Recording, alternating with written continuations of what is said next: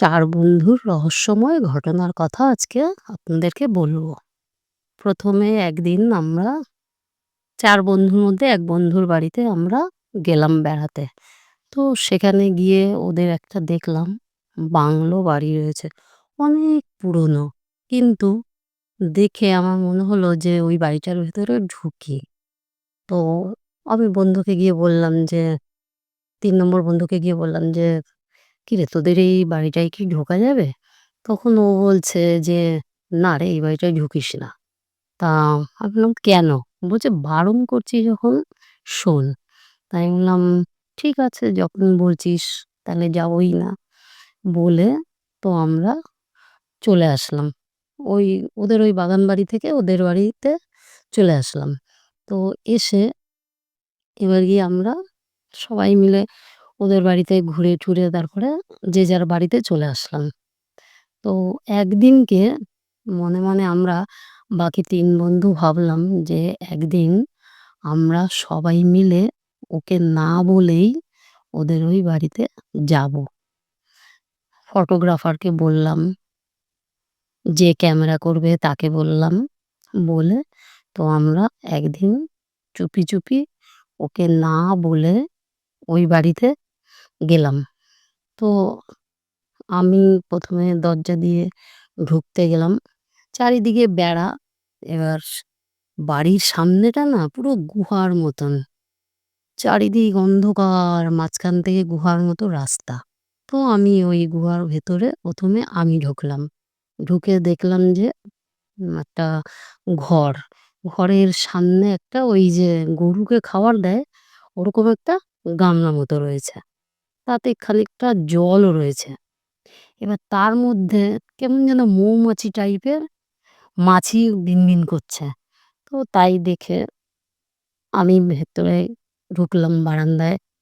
এবার ঢুকে দেখি দরজা বন্ধ। পরপর ৩ টে ঘর রয়েছে। তো আমি ১ম ঘরটা খুললাম। দেখলাম অন্ধকার। পাশ দিয়ে সিঁড়ি চলে গেছে। সিঁড়ির দরজাটা আ জানলাটা খুলে দিলাম। এবার বাকি বন্ধুরা ওরা নিচতলার সোজা ওই বাকি ৩ টে ঘর ঘুরে দেখছে। আমি একা সিঁড়ি দিয়ে দোতলায় উঠে গেলাম। দেখলাম সেখানেও ৩ টে ঘর। কোণার ঘরটা বন্ধ। তা আমার মনে ভাবলাম যে বন্ধ কেন এই ঘরটা? ঠিক আছে বন্ধ বলে আমি আর অত গা করলাম না। আমি চলে গেলাম ওপরে। ওপরে গিয়ে দেখছি সেখানেও একটা ঘর রয়েছে। তো ওরা সবাই নিচেই রয়েছে। ওরা আর ওপরে উঠছে না। তো আমি একাই ওপরে ঘুরলাম। ঘুরে টুরে এবার পাশের দিকে দেখছি একটা বড় জঙ্গল। তো সেই জঙ্গলের দিকে আমি একটু এগিয়ে গেলাম। ছাদ থেকেই জঙ্গলের সাইডটা একটু এগিয়ে গেলাম। দেখলাম সেখানে ধোঁয়া উঠছে। তা আমি বললাম, "ধুয়ো কেন উঠছে? বিষয়টা কি?" এগিয়ে গেলাম। কিছুই দেখা যাচ্ছে না। অন্ধকার কিছু দেখা যাচ্ছে না। তো ওরা আমাকে নিচ থেকে ডাকছে। ফোন করে ডাকছে যে, "নিচে চলে আয় আমরা আর এখানে থাকতে পারছি না।" তা আমি বললাম, "কেন?" বলছে, "কেন আমি কোনো কথা শুনবো না।" বলে ওরা বাইরে বেরিয়ে দাঁড়িয়ে রয়েছে। তো আমি ওপরে ঘুরে একাই সাহস করে ওপরে ঘুরে নিচে এসছি। নিচে এসে দেখলাম যে ওনার ঘরটা বন্ধ, সেটাকে আমি খুললাম। খুলে দেখলাম একটা খাট পাতা। খাটের সামনেই একটা ছবি রয়েছে। এটা মহিলার ছবি। তো তারই সামনে দেখছি একটা ঘুঙুর। তা আমি ভাবলাম যে এটা আবার কি? এবার দেখে আমি হেঁটে বারান্দার দিকে আসছি। তখন দেখি ছমছম করে আওয়াজ হচ্ছে। তখন আমার একটু যে কি হলো? তবু আমি অতটা কেয়ার করলাম না। আওয়াজ হচ্ছে। এবার আমি আবার নিচের দিকে আসছি। ওই ঘরগুলো ঘুরে নিচের দিকে আসছি। আসতেই দেখলাম যে আমি জানলাগুলো খুলে দিয়ে গেলাম। ওমা! সিঁড়ির যে জানলাটা খুলে গেছিলাম সেটা দেখছি ভেজানো। তারপরেও আমি সাহস করে আবার খুলে দিলাম। দিয়ে আমি জানলা দিয়ে জানলার একটা শিক বেঁকিয়ে জং ধরে গেছে। জানলার একটা শিক বেঁকিয়ে আমি লাফ মেরে পেছনে গেলাম। গিয়ে দেখছি ওখানে না আমি একটা ডায়েরি নিয়ে চলি। যা কিছু হয় আমি ডায়েরিতে লিখি। তো ডায়েরিটা আমার পুড়ে গেছে। পুড়ে গেছে এবার আমি আর ওটাকে সাহস করে তুলতে পারছি না। সঙ্গে আমার একটা বন্ধুও লাফ মেরে নামলো। নেমে ওর পাটা না ঢুকে গেছে। কি করে যে ঢুকে গেল বুঝতে পারলাম না। এবার ওকে যতই টানছি কিছুতেই তুলতে পারছি না। সে যাই হোক টানাটানি করে যাই হোক ওকে তুলেছি। তুলে তো আগেই লাফ দিয়ে পড়ল। তারপরে আমি লাফ দিলাম। দিয়ে এসে দেখি যে ওরা আর নেই। সোজা রাস্তায় এসে দাঁড়িয়ে আছে। তা আমি ওখান থেকে আস্তে আসলাম। এবার মনে আমি ভাবলাম যে ঘুঙুরটা কিসের? বিষয়টা আমায় জানতে হবে। তো আমি তো দরজাটা খুলেই আসলাম।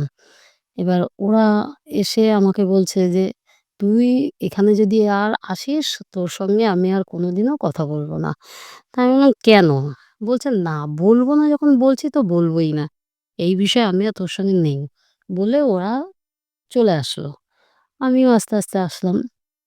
একদিন মনে ভাবলাম যে আমি একাই যাবো। বিষয়টা আমায় দেখতে হবে যে কেন? এরকম আওয়াজ কোথা থেকে আসছে আর ঘুঙুরটাই বা কার? বলে আমি আবার একদিনকে একাই গেছি। বেশ সন্ধ্যা হয় তখন আমি গেছি। আমি ঢুকেছি। দেখি আমাকে এখান থেকে একটা মৌমাছি কামড়াচ্ছে, ওখান থেকে একটা মৌমাছি কামড়াচ্ছে, এরকম কামড় দিচ্ছে।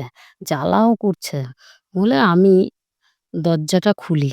খুলে আমি সিঁড়ির ওই পেছনের জানলা দিয়ে আবার নিচে নামি। নেমে তখন আমার ওদিন যে ডায়েরিটা পড়ে গেছিল, ডায়েরিটা আমি খুঁজতে থাকি। কিছুতেই পাচ্ছি না। তো ডায়েরিটার উপরের পাতায় না আমার ছবি দেওয়া ছিল। এবার গিয়ে কিছুতেই খুঁজে পাচ্ছি না। তারপরে দেখি যে ডায়েরিটা ওখানে পড়ে আছে। খুঁজে পেলাম কিন্তু পেয়ে তখন দেখছি ডায়েরির ওপরের পৃষ্ঠাটা নেই। পৃষ্ঠার ওপরে যে আমার ছবিটা ছিল সেটা খেমচে ছিঁড়ে নিয়েছে। ছিঁড়ে এবার গিয়ে পরের পাতাগুলো রয়েছে কিন্তু ওই পাতাটা আর নেই। তখন আমি ভাবলাম যে বাড়িতে তো লোক নেই তাহলে এই পৃষ্ঠাটা ছিঁড়ল কি করে? তা আমি ভাবলাম বিষয়টা কীরকম হলো? একটু ভালো করে দেখতে হবে তো। তো আমি ডায়েরিটাকে তুললাম। তুলে নিয়ে এবার ওই জঙ্গলের দিকে আমি আস্তে হেঁটে যাচ্ছি। যেতে এবার ওই গভীর জঙ্গলের ভেতরে আমি ঢুকে গেছি। তখন দেখছি যে ওখান দিয়ে যে ওই যে ধোঁয়া উঠছিল, দেখলাম ৪-৫ টা কুকুরের কঙ্কাল পড়ে রয়েছে। কত পাখির কঙ্কাল পড়ে রয়েছে। বিড়ালের কঙ্কাল পড়ে রয়েছে। এবার আমি ওখান থেকে না আর রাস্তা খুঁজে পাচ্ছি না যে কোথা থেকে আমি বেরোবো। অনেকক্ষণ ওই ভেতরে ঘোরাঘুরি করছি যে কোথা থেকে আমার রাস্তা মিলবে। ওখান থেকে তো একটা রাস্তা ছিল, পুকুর পাড় দিয়ে একটা রাস্তা ছিল। সেখান থেকে বেরিয়ে আমরা রাস্তায় উঠবো। তো এবার অনেকক্ষণ ওই ভেতরে এবার তখন ভয়ও লাগছে, অন্ধকার হয়ে এসছে, ভয়ও করছে। তারপরে দেখছি যে যাই হোক খোঁজ করতে একটা রাস্তা মিলল। ওখান থেকে আমি একা আস্তে বেরিয়ে এসে তখন আবার গেলাম আমি ওই দোতলার ঘরটায়।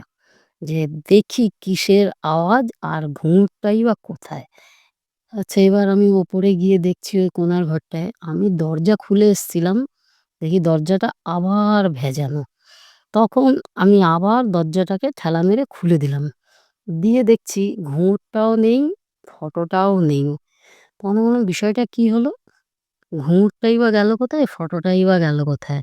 তখন আমি কি করেছি, ওখানে একটা দেশলাই কাঠি মেরেছি। কাঠি মেরে তখন আমি ওই যে একটা খাট পাতা ছিল সেটায় আগুন লেগে গেছে। এবার আমি ওইখান থেকে খুব জোর হেঁটে আসছি। এবার কি হলো, পাশ দিয়ে মনে হচ্ছে আমার কেউ যাচ্ছে। এমন হাওয়া লাগলো পাশ দিয়ে কেউ যাওয়ার মতো এরকম বুঝতে পারছি। এবার যেতে কেমন করে যেন আমার মনে হলো কেউ আমার পায়ে পা বাঁধিয়ে দিল। আমি ধপ করে পড়ে গেলাম। পড়ে গিয়ে আমার কপালের সাইডটা ফেটে গেল। পায়ে হাঁটু-ফাঁটু সব ছুলে গেল। সে যাই হোক ওখান থেকে তাড়াতাড়ি করে উঠলাম।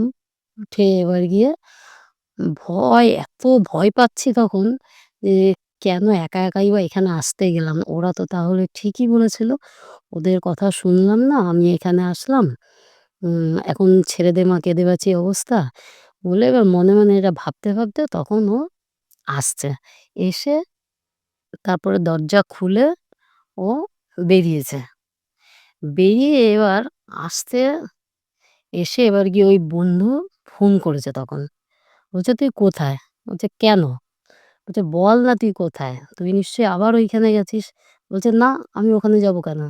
বলছে, "না, না তুই আবার ওখানেই গেছিস। আমি ঘুমিয়ে, ঘুমিয়ে স্বপ্নে দেখলাম তুই ওখানেই গেছিস।" তো বলছে, "তুই কি স্বপ্ন দেখলি?"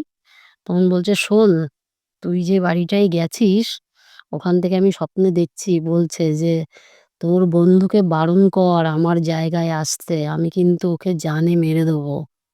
বলছে, "সত্যি?" বলছে, "হ্যাঁ, সত্যি। সত্যি ছাড়া কি তোকে মিথ্যা কথা বলব?" বলছে, "হ্যাঁ, এটা আবার স্বপ্ন হয় নাকি?" বলছে, "হ্যাঁ।" বলছে, "তুই শুনবি কিনা বল?" বলছে, "ঠিক আছে।"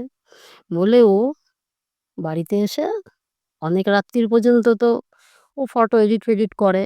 তারপরে গিয়ে তারপরে গিয়ে ঘুমায়।